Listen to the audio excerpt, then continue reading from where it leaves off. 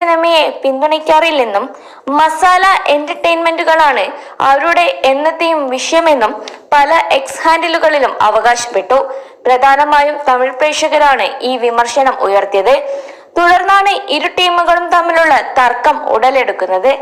സാക്നിൽക്ക്.com കണക്കുകൾ പ്രകാരം 6 ദിവസം കൊണ്ട് ആടുജീവിതം ലോകമെമ്പാടുമുള്ള ബോക്സ് ഓഫീസ് കളക്ഷൻ ഏകദേശം 81 കോടി രൂപയ്ക്ക് മുകളിൽ നേടിയെന്നാണ് കണക്ക്.